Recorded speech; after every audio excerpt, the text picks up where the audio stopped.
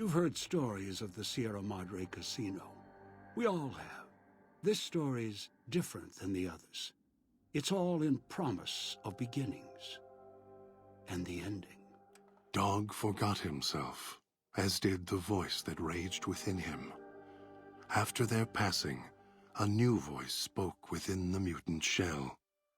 It was difficult for the voice to remember the two it once was. There was the beast, Dog, consumed by hunger. And the other in reverse, the one consumed by control. Both were driven by need for the other. The courier brought them together somehow, joined the two into one. All that happened at the Sierra Madre was a faint memory to the new personality, like a flickering light in the clouds of the mind. The new voice did not think of the courier again until the battle at the Divide reached his ears. The battle between the two couriers, beneath the torn skies and the old world flag, each bearing a message for the other.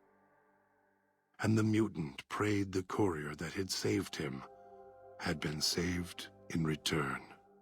Dean Domino, entertainer, singer, thief, had his last show on the Sierra Madre stage.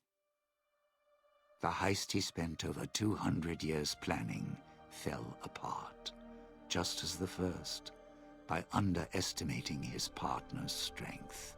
Not long after the courier left the villa, the lights in the theater shut off, one by one. Only Dean's hologram remained on the stage, singing silently to an empty room.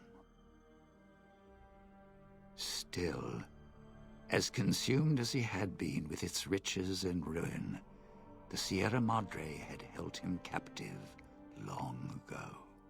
Christine, her mission complete, found new purpose as the Sierra Madre's warden. She watched over it silently, by choice. Over time, the ghost people came to see her as one of the holograms. They would watch, silently, as she walked among them. At times, Christine thought of the courier, who had kept Elijah's hand from her throat.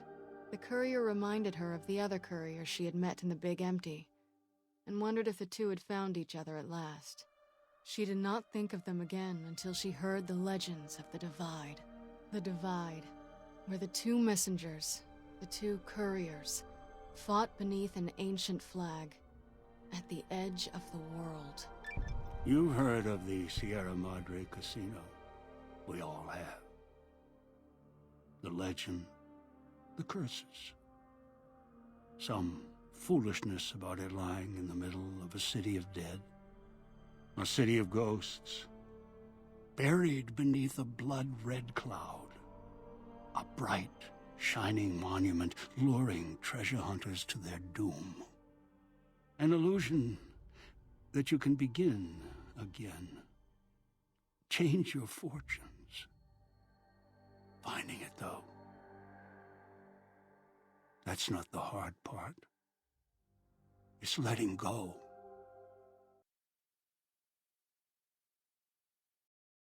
Wait a moment. Before you go, we hope you've enjoyed your stay.